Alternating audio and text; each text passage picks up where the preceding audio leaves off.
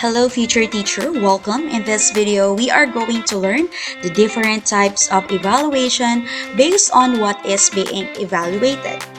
But first, let's have a review of the different types of assessment. I believe you are already familiar with this concept since you have already encountered these in your assessment courses. So the instruction is classify the following examples of learning activities into the following categories. Is it placement? Is it diagnostic? Is it formative? Or is it summative? So we will flash a word and then you will be given sometimes a few seconds to identify whether it's placement, diagnostic, formative, or summative. So the first example is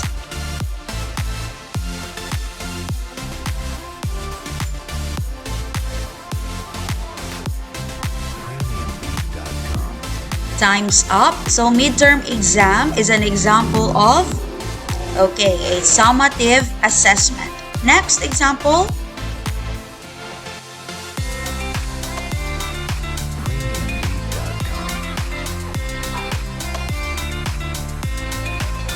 time's up.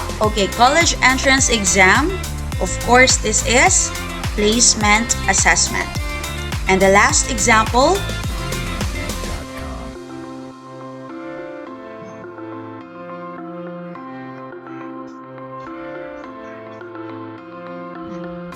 time's up. Turn in a research proposal for early feedback. Please take note of our keyword, early feedback. And the answer for this is formative assessment. Okay, so this time let's proceed with our actual discussion, the types of evaluation based on what is being evaluated. And actually, we have 4 types of evaluation this time. We have student evaluation. Second is the curriculum evaluation. Third is the school evaluation. And the fourth one is the evaluation of personnel. So let's have student evaluation. What happens in student evaluation, or what do we evaluate? Okay, so in student evaluation, we evaluate the possessed knowledge, skills, and attitudes required to begin the course of instruction. So of course, we are evaluating now the students. And if we are going to identify this definition of which category of assessment it is, since we are already evaluating the possessed knowledge, skills, and attitudes required to begin. So this is placement assessment. Okay? So we are again identifying the possessed knowledge, skills of the student prior to course instruction. Next one, what do we evaluate in student evaluation?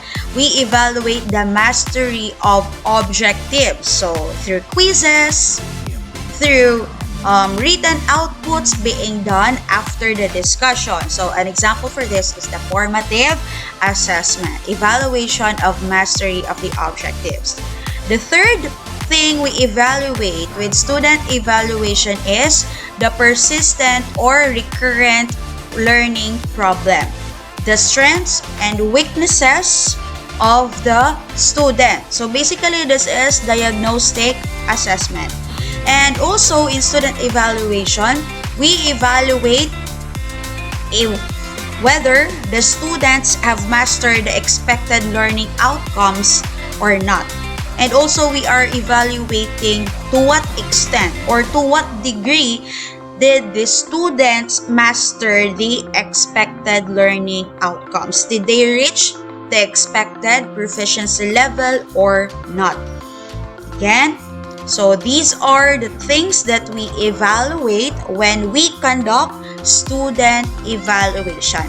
Now, the second type of evaluation is the curriculum evaluation. So what do we evaluate when we talk about curriculum evaluation? So first is we evaluate the instructional materials provided to us by our instructors. Okay? Is it good? Is it readable? Is it durable? Is it or the contents of the instructional materials or reading materials given to you, deliver the lesson intended for that day or intended for that week. Next, we evaluate the instructional strategies of our instructors. Are they good? Are they effective or not? We also evaluate the physical facilities provided to us. Let's say, for example, our subject for this semester is living in the IT era. Are we provided with computer laboratory wherein we can go there to do stuff or projects related to computers, so on and so forth. And also in curriculum evaluation, we evaluate the total package of the curriculum. We evaluate our course prospectus. Are the subjects aligned with what is being recommended by CHED or not? Are these subjects helpful for you? Are these subjects or will these subjects allow you to be trained for your future career as future teachers? So something like that. And also in curriculum evaluation, we evaluate the attainment of the curriculum's objectives or goals. At the end of the semester, were you trained enough? Were you fed with enough knowledge that you need for your future endeavor? So are the lessons indicated in the course pack aligned with our program objectives or not? So we evaluate those things, and when we do that, that's called curriculum evaluation. Now, the third type of evaluation based on what is being evaluated is the school evaluation. So what are we evaluating now? We evaluate the overall educational programs offered in the school. Let's say, for example, in the DDOSC Monte Vista, we offer 3 programs: BE Ed, BS Ed, and BSE. Are these program or do these programs tend or does these programs benefit the stakeholders, the students? Do these programs what do we call this one? Do these programs address the needs of the community? Ito ba talaga yung kailangan na programs ng Monte Vista, Davao de Oro? So we evaluate that one, the school evaluation. And the next, we evaluate the degree to which school objectives or goals are being achieved. So let's say, for example, the goals of the BS Ed or the BE Ed department is to have 100% of the let passers every board exam. And then we are going to evaluate now what are the projects implemented by our school in order to attain that objective. Do we offer in-house reviews for the let takers or not? So we evaluate that. That's part of school evaluation. And also in school evaluation, we identify areas of strengths and weaknesses in the total programs. Okay?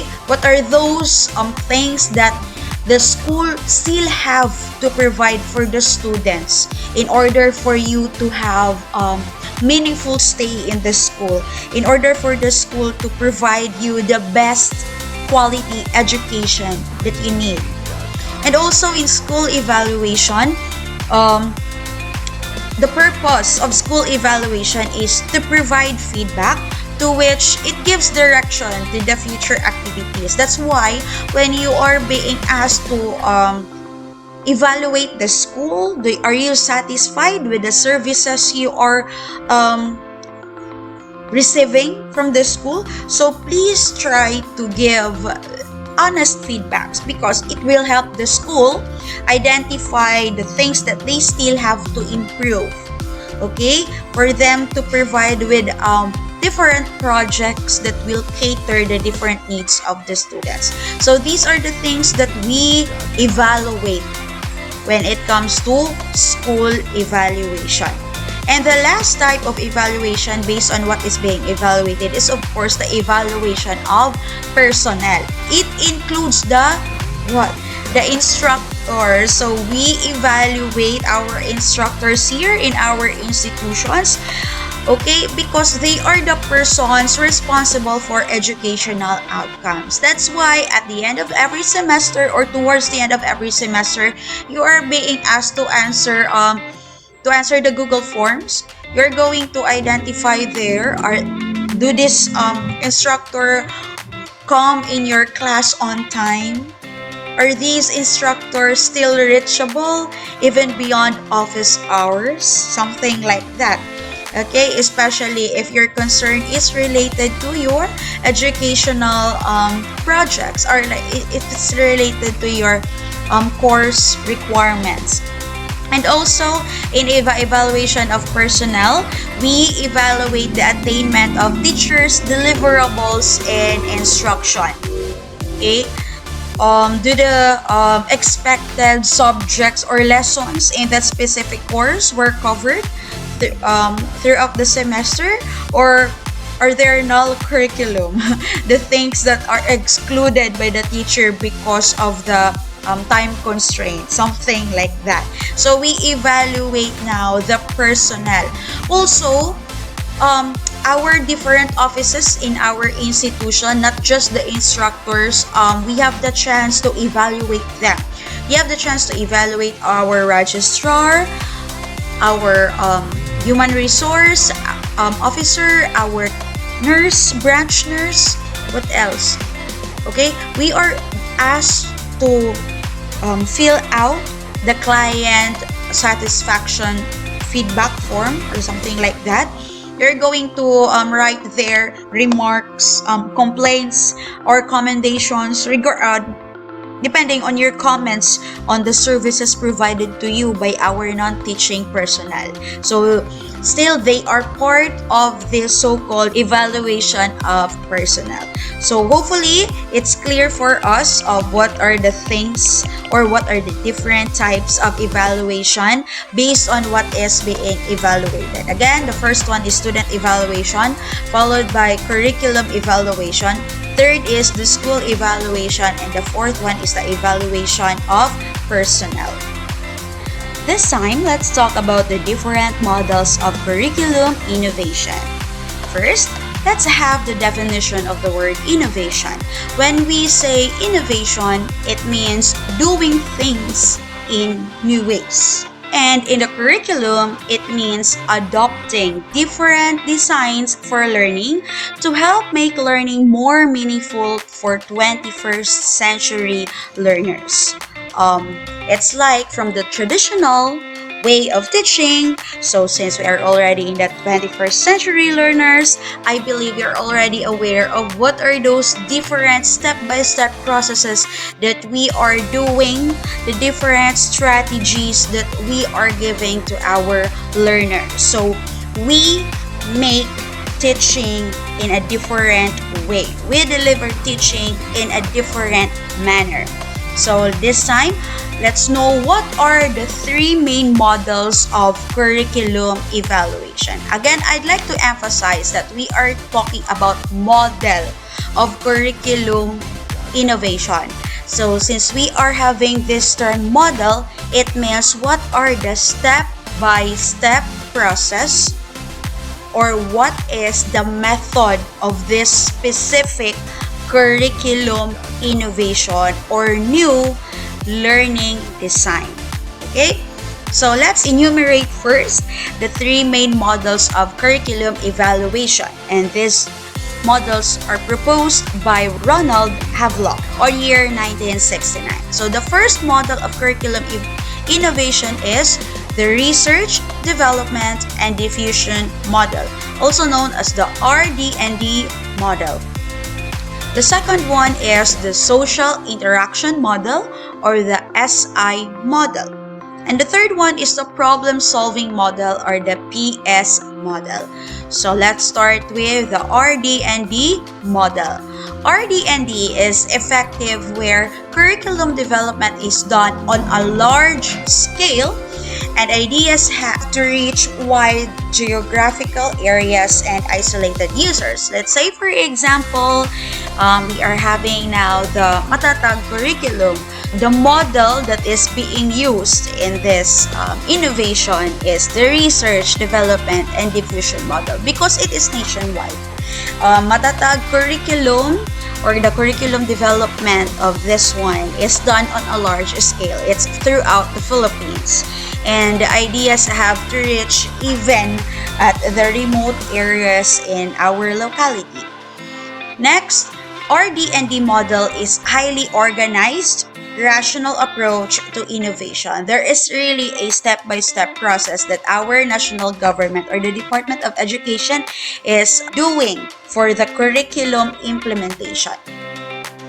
So first, what do we do with the research, development, and diffusion or RD&D model? We have the research. Okay, they conduct research. Those highly intellectual officials in the Department of Education conducts research. And then, they are going to develop a prototype. This includes modules, books, so course packs or whatever, instructional materials. It could be in the form of CD or whatever. So they are going to develop prototypes. And then, the mass production of those prototypes. Then next is the mass diffusion and then the user. So first, for the research, this is done. Basic research is done by a central project team. So whoever is the project team of Sara Duterte with her Matatag curriculum, so of course, they conducted research.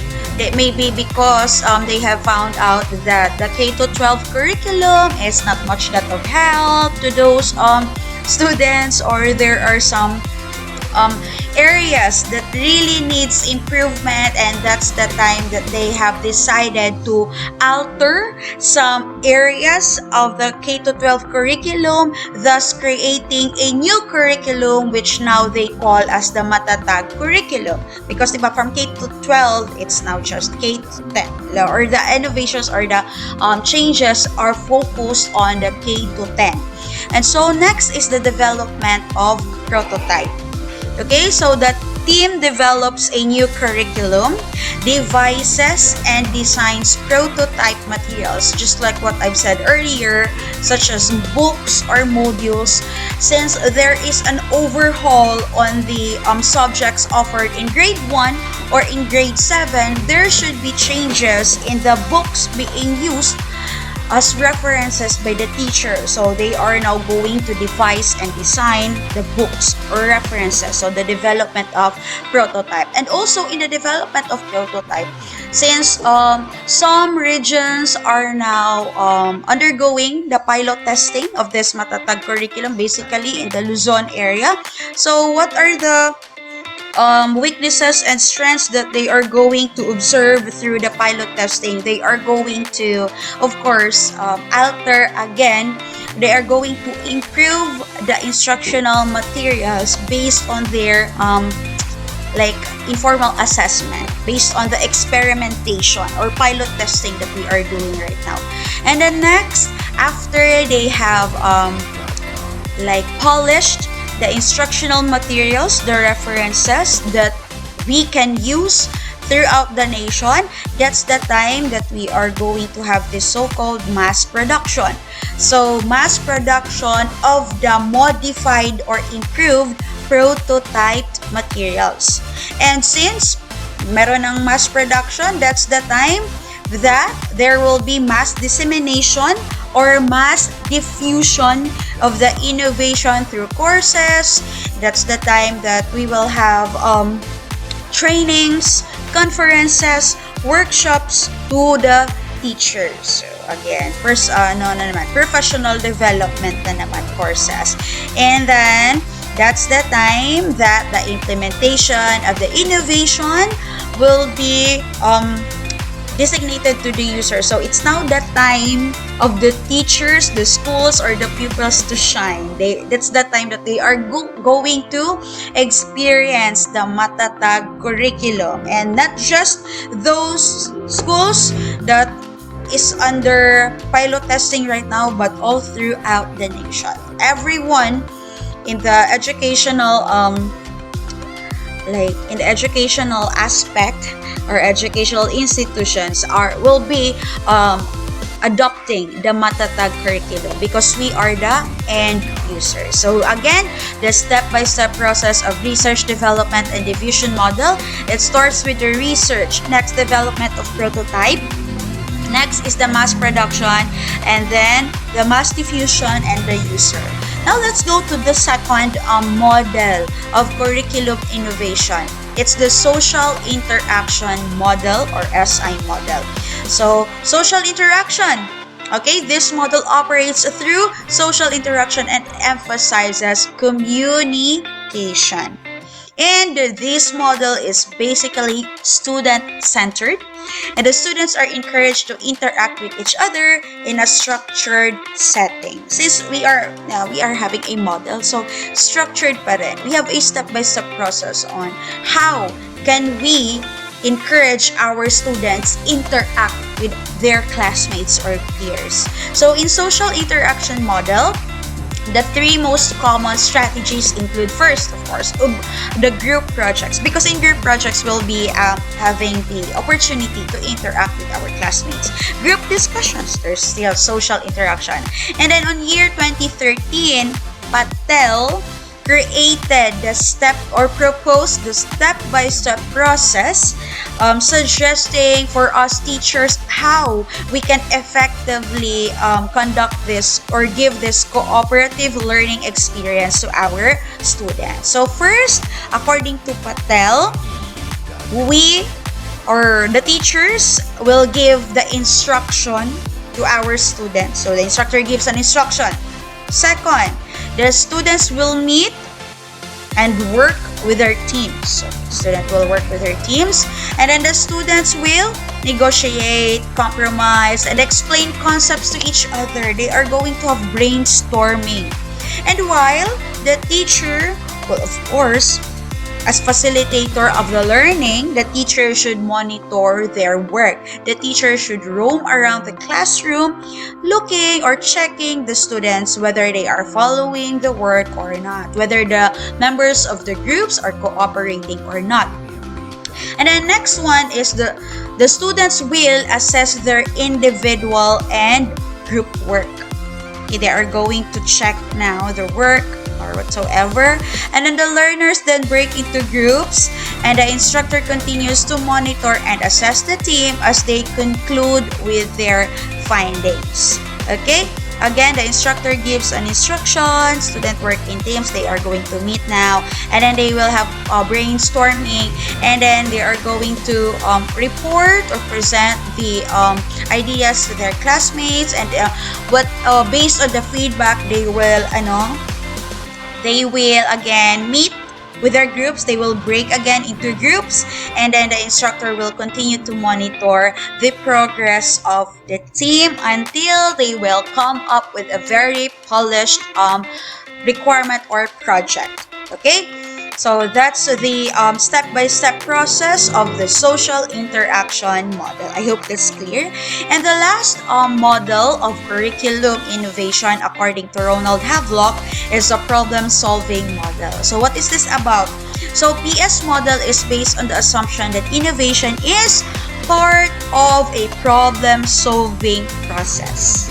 Okay, it's like when we relate this to a school of thought, when it comes to the ism. So of course we are adhering now to the social constructivism, social reconstructionism. Okay, social reconstructionism. So in this model, the receiver is actively involved in finding an innovation to solve their own unique problem. So actually the concept is already very familiar with you. It's just that the concepts are connected with each other. So the innovations are initiated, generated, and applied by the teachers and schools based on the needs of the students. So first is we are going to identify the need. What do you need? Wi-Fi connection? Something like that. So the need is translated into a problem which is then diagnosed, and then the diagnosis leads to the search for solution, and possible solutions are evaluated. The innovation which provides the best solution is then tested for its effectiveness, and then the innovation is implemented. Let's say, for example, you need to have like resources for your individual research, right? So that's your need. You need resources. And then the need is translated into a problem. The students have poor resources in order for them to complete their academic research. And then that was raised to our branch director, and so we are thinking of solutions right now.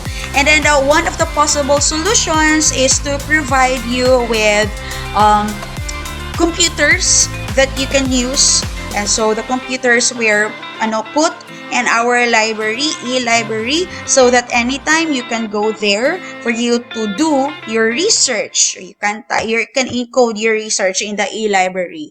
And so since these are just one of the possible solution, and so for maybe in your batch, so in the first year of the implementation of the individual research, the solution, which is to provide you with computer units for you to work on, it will be tested on the first year, and then on the first sem. And if it will be found out that it's effective, so in the second sem on the following years, it will be implemented. It will become a part of our institution's services that is offered to the students, such as you. Okay, so that's just an example of the problem-solving model. And basically, problem-solving model, it's very opposite to the RD&D, because RD&D is nationwide and PS model is very localized. So I hope the three main models of curriculum innovation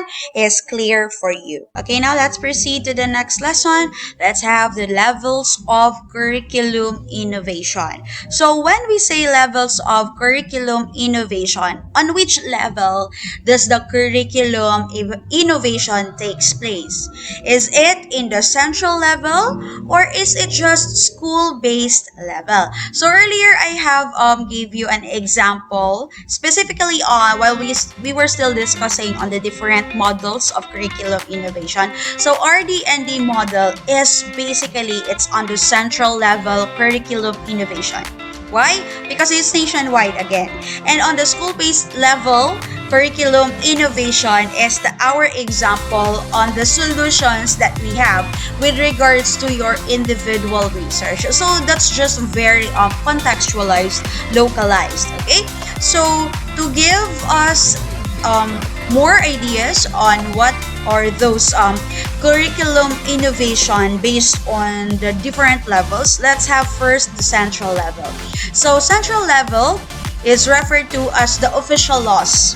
Okay, curriculum innovation in the central levels are the official laws and regulations provided by the national government. Mga DepEd orders, mga CHED memorandums, those are curriculum innovation on the central level. Next, it consists of broad policies, standards, and guidelines. Okay, curriculum guides, central level. It's not just in Region 11, but all throughout the country. It's being used by the country. And then it serves as the basis for decision making and framework in the school level. Okay? And in central level, it involves a system-wide decision making. When the Department of Education creates policies, of course, they will call the attention of the officials from the regional level. So how many regions do we have here in the Philippines? So they will convene and then they will talk about what could be the best order for this specific problem, or what could be the best policy for this specific problem. So it's a system-wide decision making, and it describes general objectives and educational principles as the basis for decision making in the school level. And those policies are now translated in the school level, right? So those policies indicated in the national level or the central level could be altered based on the needs of our context, of the schools here in our locality.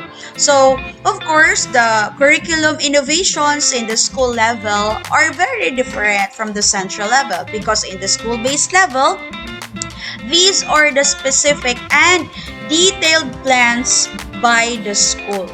So, let's say for example, in the wearing of school uniform, it's a DepEd order. It's indicated in the DepEd order that uniforms are not obligatory for everyone, for every student. However, not all schools are adhering to that, because they believe that they need to do this or do that. Okay, so it's very specific and the detailed plan of the school. And also decision making made by the schools, composed of the directors, the teachers, stakeholders, and also the industry partners. Those agencies that we are having memorandum of agreements or memorandum of understanding. Let's say for example, it's school-based, especially if we are having MOUs with Division of Davao de Oro, Department of Education, Division of Davao de Oro, specifically in our practicum. So it's not nationwide. There's no policy nationwide that DDOSC should partner with these specific schools or this specific division. But our school has the initiative to craft MOU or MOA with these schools for us to have quality service in terms of giving you the experience of field teaching. So it's already in the school-based level. And also in school-based level, schools are encouraged to exercise increased improvement regarding outcomes, strategies, and content. Okay? Increased improvement, specifically because we know what are our problems. And so we have to craft policies on our school-based level. So there will be curriculum innovation in our school, so on and so forth. Let's say for example, your individual research, because we have seen the need that you must be trained how to craft research, because this will help you in the future. This will help our school attain our vision and mission to become a proactive, something like that, institution in the ASEAN region. And so we have conduct or given you that. And so that's very school-based curriculum innovation. And innovation may not be uniform in all schools, because we are having contextualized curriculum. And so we just have to see to it that we are, regardless of the innovations of our schools, individual schools, our goal must be to respond to the needs of the students and the community at large. So again, there are two levels of curriculum innovation. We have the central level and the school-based level. And hopefully you have get the idea of our lessons for this week. The first is the types of evaluation based on what is being evaluated, and the second one is the three models of the curriculum innovation: RD&D model, SI model, and the problem solving model. And then the two levels of curriculum innovation based on where it is being implemented, the central level and the school-based level. So thank you so much for listening, and God bless.